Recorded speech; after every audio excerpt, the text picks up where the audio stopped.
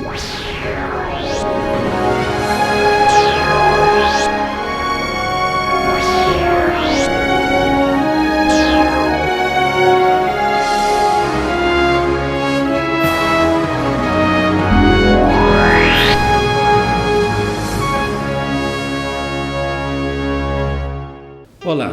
eu quero abrir o programa de hoje, o programa Sara Uberlândia, com uma pergunta: como lidar com a culpa e as contradições humanas? É uma pergunta interessante, né? E é o tema do nosso programa de hoje, é uma palavra que eu ministrei aqui na Sara em Uberlândia, sobre Josué, o sacerdote restaurado. E a experiência que Josué teve de ser restaurado por Deus é uma experiência que todos nós podemos ter. Eu posso, você pode, né, pela graça de Deus. E eu quero ler, nesse momento, um texto bíblico, 2 versículos na segunda carta de Pedro, 1 Pedro, capítulo 2, e os versos 9 e 10, que são versículos maravilhosos. Veja aí comigo. Diz assim: vós, porém, sois raça eleita, sacerdócio real, nação santa, povo de propriedade exclusiva de Deus, a fim de proclamardes as virtudes daquele que vos chamou das trevas para a sua maravilhosa luz.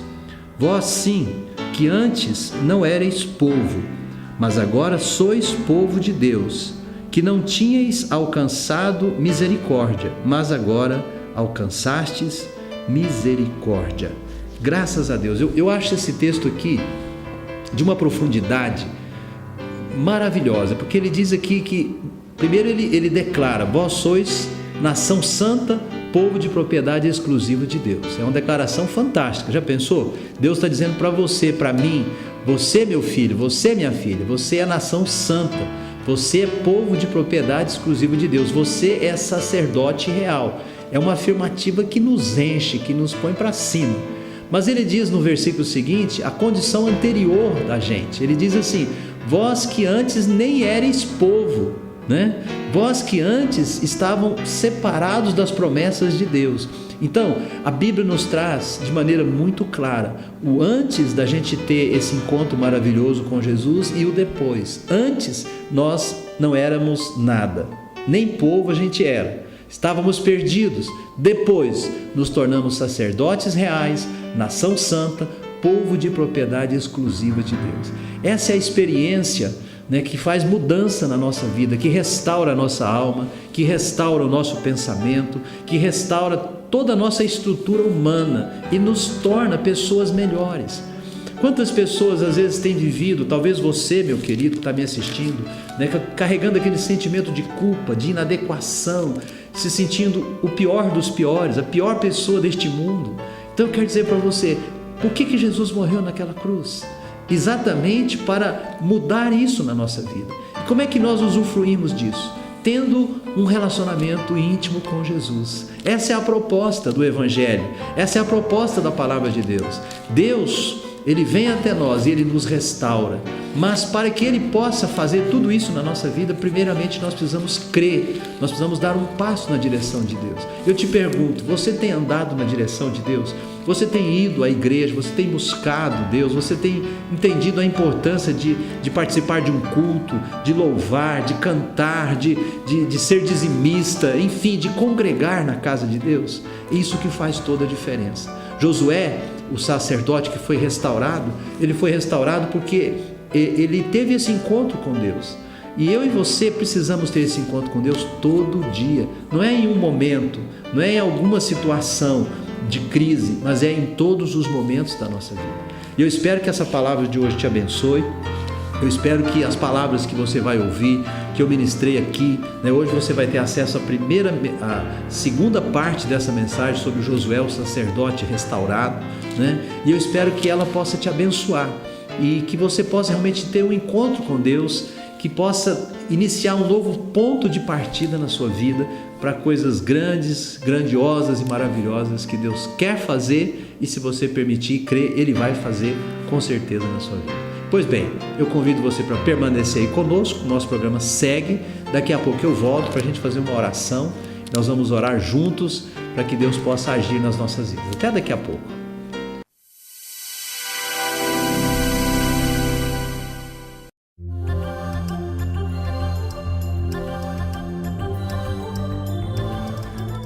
Terceira coisa do que se baseia a graça de Deus, vá comigo para o versículo 8.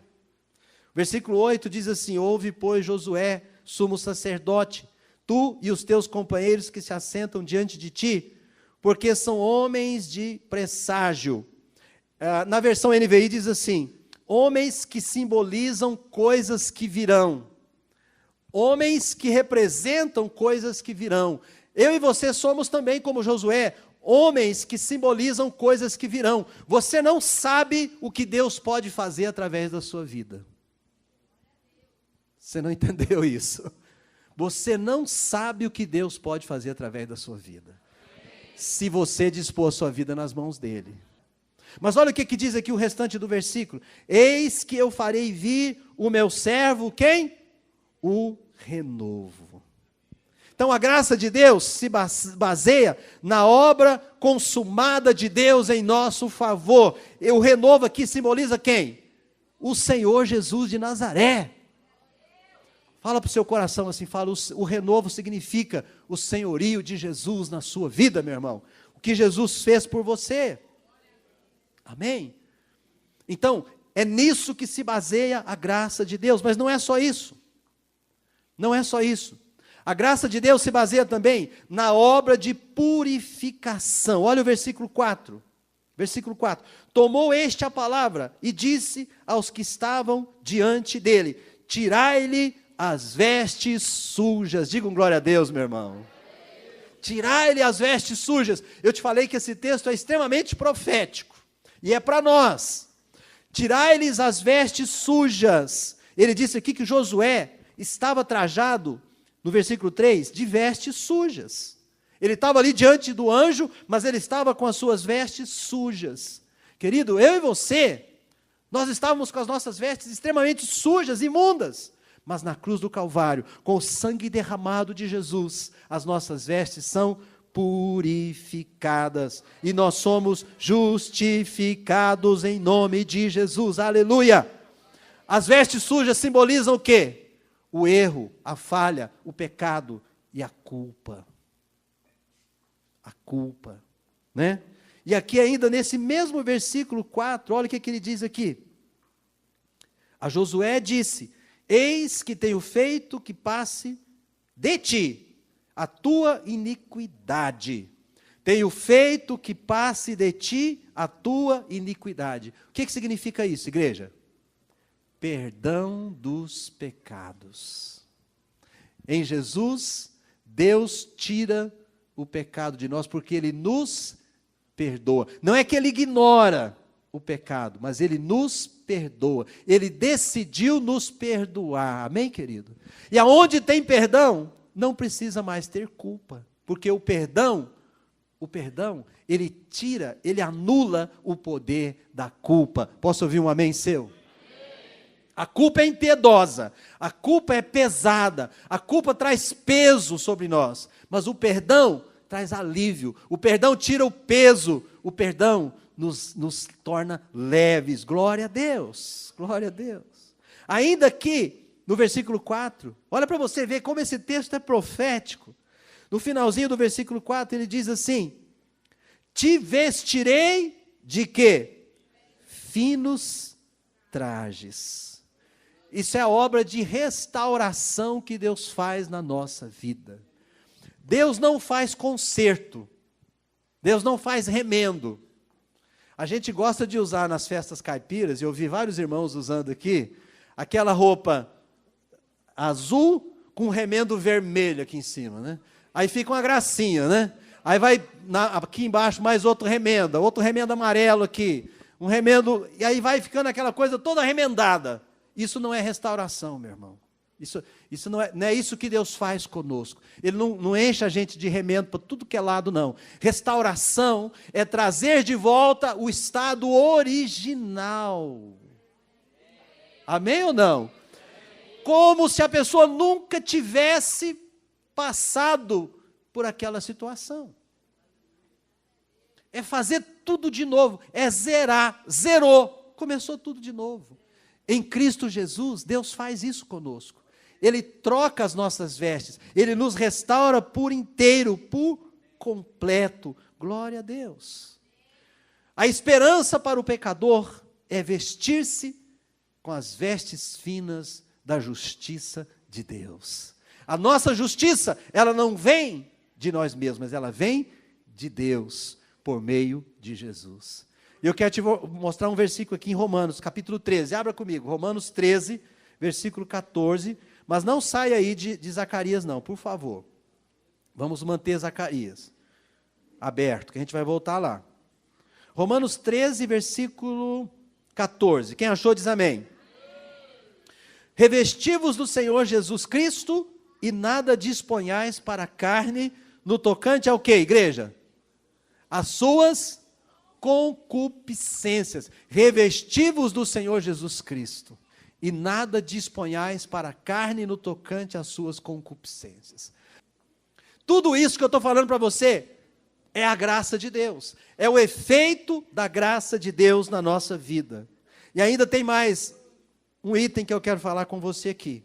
Versículo 5. Olha aí, Zacarias 3, 5. E disse eu: ponham-lhe um turbante limpo sobre a cabeça. Puseram-lhe, pois, sobre a cabeça um turbante limpo e o vestiram com trajes próprios. E o anjo do Senhor estava ali. Glória a Deus. Isso fala da obra da redenção. O turbante colocado sobre a nossa cabeça é como se fosse a coroa, né? É uma coroação. O crente carrega a coroa do Senhor sobre a sua cabeça, né? Aquela coroa da glória de Deus, aquela coroa que simboliza o quê?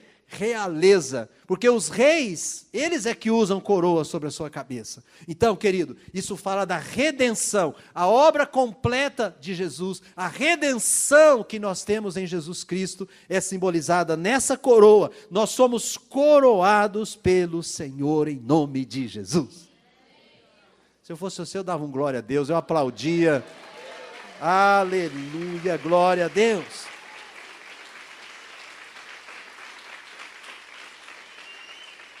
Então, quando você estiver diante do acusador, você tem que lembrar disso, tudo que eu te falei aqui, que tudo isso simboliza, é o que sustenta a graça de Deus em Cristo Jesus.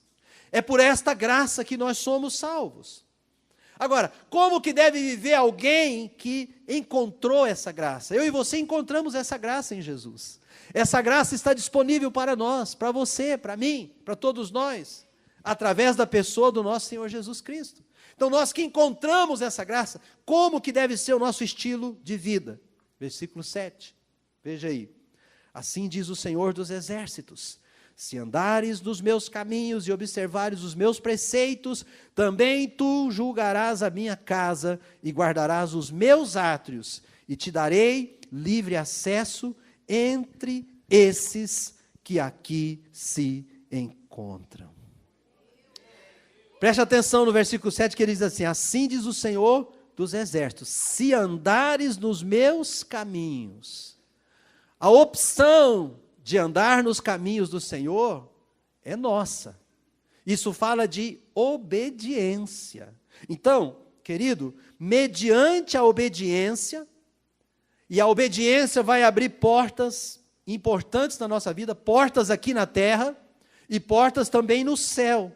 Olha o que ele diz aqui, ó. Se andares nos meus caminhos, observar os meus preceitos, obedecer, praticar, viver, também tu julgarás a minha casa e guardarás os meus átrios, e te darei livre acesso. Grifa isso aí, livre acesso. As portas serão abertas para você. A salvação é de graça. Fala assim, a salvação é de graça. Agora, as bênçãos que Deus tem para nós dependem da nossa obediência. Salvação é de graça. Custou um preço para Deus, que foi a morte de Jesus na cruz. Mas as bênçãos que Deus tem para nós vai depender da nossa obediência. É assim que nós devemos viver para Deus, uma vida de obediência aos seus princípios. Também devemos viver uma vida contemplando a graça de Deus que está na pessoa de Jesus. O tempo todo você tem que estar olhando para Jesus. O tempo todo você precisa estar aprendendo com Jesus. O tempo todo, você e eu, nós precisamos estar imitando Jesus. Porque quando nós imitamos Jesus, nós estamos imitando o nosso Deus. Veja o verso 8.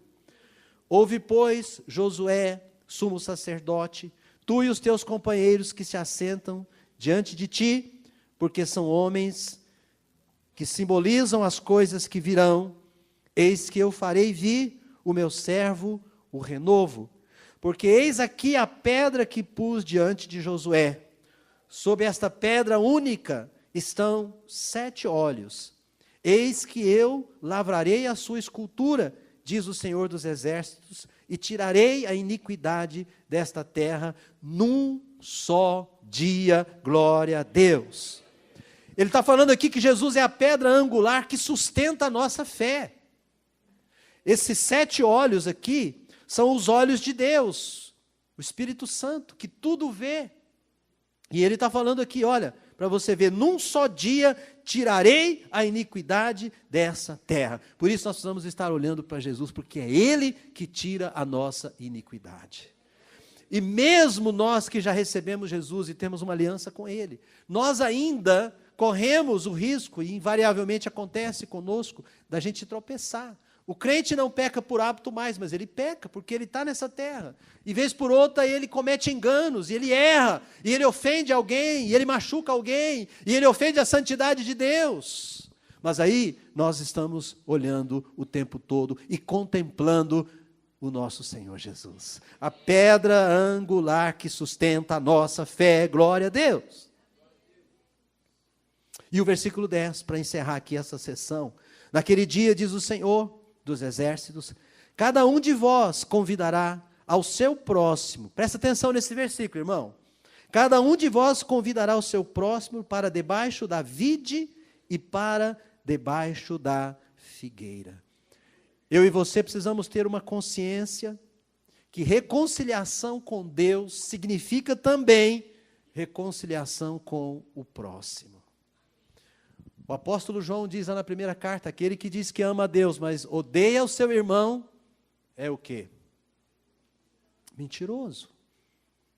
Como é que eu experimentei o amor de Deus e eu não consigo amar o meu próximo? É impossível, meu irmão. Aquele que experimenta o amor de Deus, ele fica tão cheio com a graça de Deus, que ele sai do seu egoísmo, da sua dificuldade, e ele consegue aceitar o próximo, da maneira que o próximo é, com a dificuldade que o próximo possa ter. Amém ou não amém? E é isso que nós temos que entender, né? É isso que ele está dizendo aqui no versículo 10.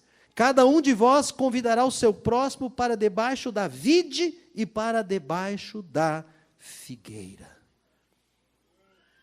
Fala para o seu irmão assim, eu vou te convidar para estar comigo debaixo da vide e debaixo da figueira, meu irmão. Vide e figueira aqui representam duas coisas muito importantes na nossa vida. Vide representa alegria. E figueira representa alimento. Fruto que alimenta. Você vai convidar o seu irmão, você vai preparar um almoço para ele, lá na sua casa. Vai preparar um ambiente bem alegre. E vai chamar ele para ter comunhão com você. E você vai se alegrar com ele. E você vai alimentar o seu irmão. Mas essa via, ela é uma via de mão dupla.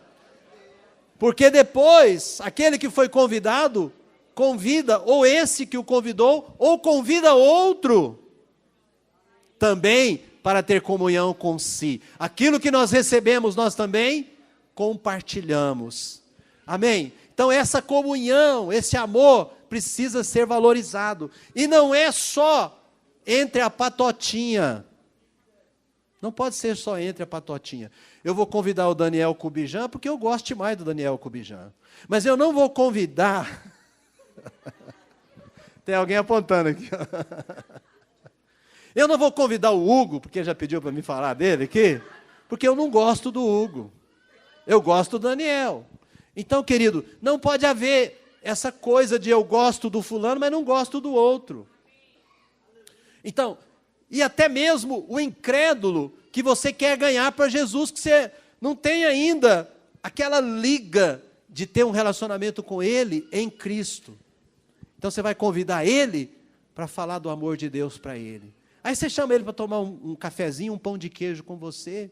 E a hora que ele der aquela mordida no pão de queijo gostosa, e fala, mas que pão de queijo gostoso que você fez para mim. Você fala assim, pois é, meu querido, sabia que Deus tem o pão de queijo celestial para você?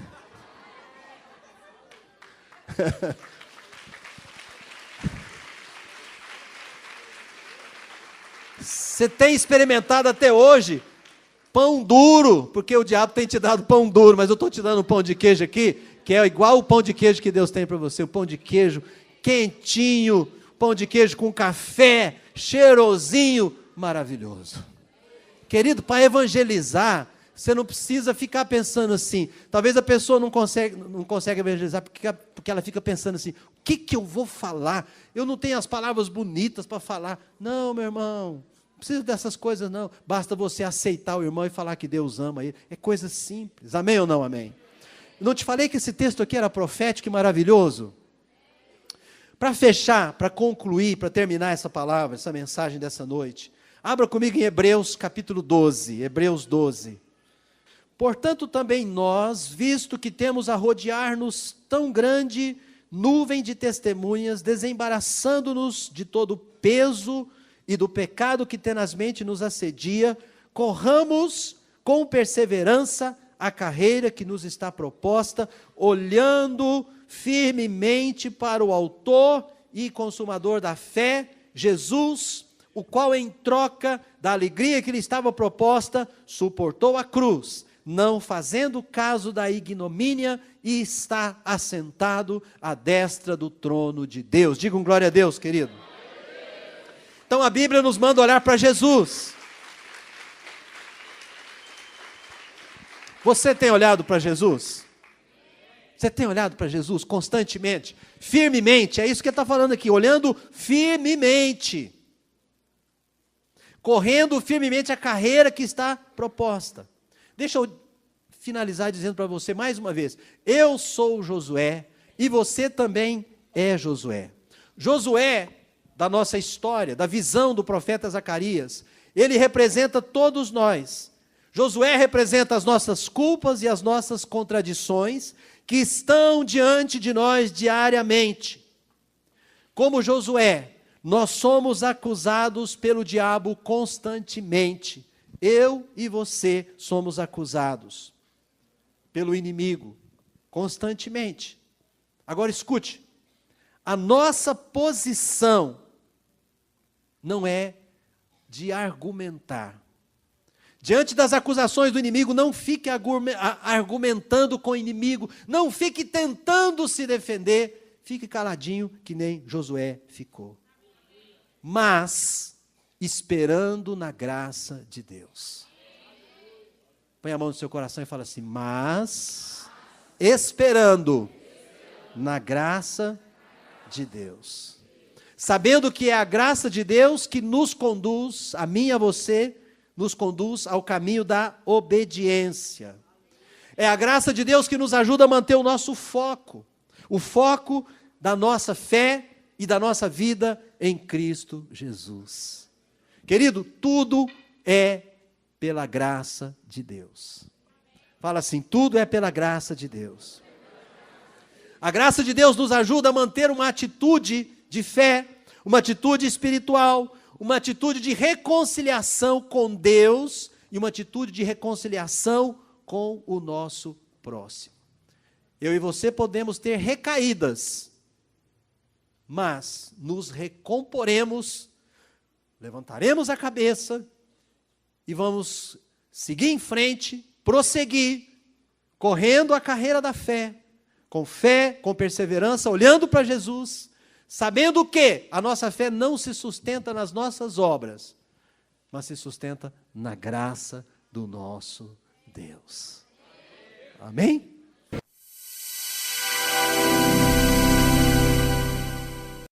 Amém. Graças a Deus.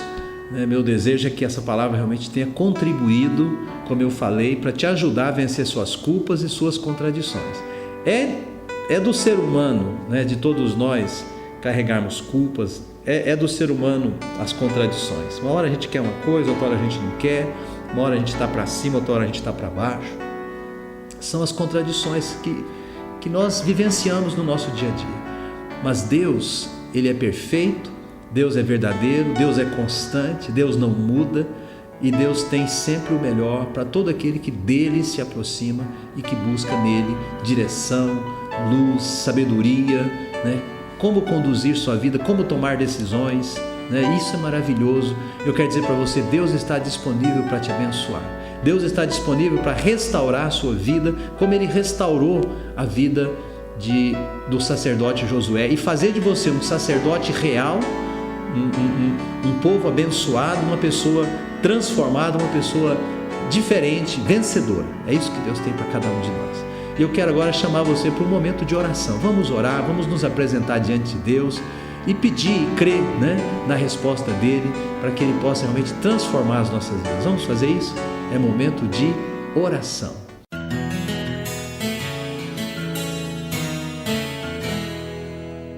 Meu Deus e Pai, nesse momento nós chegamos diante do Senhor com essa convicção, com essa certeza. Todos aqueles que te buscam, todos aqueles que buscam conforto na Tua palavra, na fé, Senhor, eles encontram aquilo que buscam. E eu te peço nesse instante, Pai, por todos aqueles que oram comigo. Oh Deus, eu não sei a necessidade que está sendo apresentada a Ti, mas eu sei que muitas necessidades estão sendo apresentadas a Ti. Meu Deus, alguns talvez pensam, essa situação não tem mais jeito, essa situação agora, nem Deus dá jeito. Meu Deus, isso não é verdade, porque não há nada impossível para o Senhor. E neste mês, Senhor, que nós estamos pisando na terra dos milagres, eu quero crer com essa pessoa que ora comigo, para que o milagre de Deus aconteça na sua vida. Desperta este coração, atrai este coração, Senhor, para os Teus caminhos, para a Tua casa, para a Tua presença, para que o Senhor possa fazer na vida dessa pessoa, meu Deus, que ora comigo nesse instante, uma obra perfeita, uma obra completa de restauração, de transformação do pensamento, do sentimento, que o Senhor possa remover as culpas, que o Senhor possa remover as contradições e ajudar-nos, ó Deus, a cada um de nós, a vivermos uma vida equilibrada, uma vida abençoada, uma vida vitoriosa, uma vida saudável, espiritualmente, emocionalmente, meu Deus, e também no físico. É isso que eu te peço por mim e por todos aqueles que oram comigo, e já te agradeço. E também, Senhor, eu te peço pela nossa nação, pelo nosso Brasil, de norte a sul, de leste a oeste. Meu Deus, cada cidade, cada família, cada vida, meu Deus, do Brasil, cada brasileiro possa te encontrar e ter a vida transformada, restaurada pelo Teu poder e poder da Tua palavra. E nós já te agradecemos, em nome de Jesus. Amém e graças a Deus. Glória a Deus. Que o Senhor te abençoe, Você que creu junto comigo, você que orou, receba aí por fé. Nós recebemos de Deus por meio da fé, não tem outro caminho. O relacionamento com Deus é o caminho da fé. Pois bem, e para encerrar eu quero convidar você, dizer que você é o nosso convidado. A Sara Nossa Terra está aqui de portas abertas para te receber. Domingo pela manhã o culto da família às 10, domingo à noite o culto profético 19 horas, terça-feira o culto de quebra de maldições 19h30, quinta-feira o culto da conexão às 19h30 e o sábado o culto jovem, culto do Arena, às 19 horas. Então tá aí nossos horários. Você é o nosso convidado e você será muito bem recebido aqui. Deus tem uma bênção para você aqui na Sara Nossa Terra. Aqui é o lugar do seu milagre. Grande abraço, fique com Deus e até o nosso próximo programa, se Deus quiser.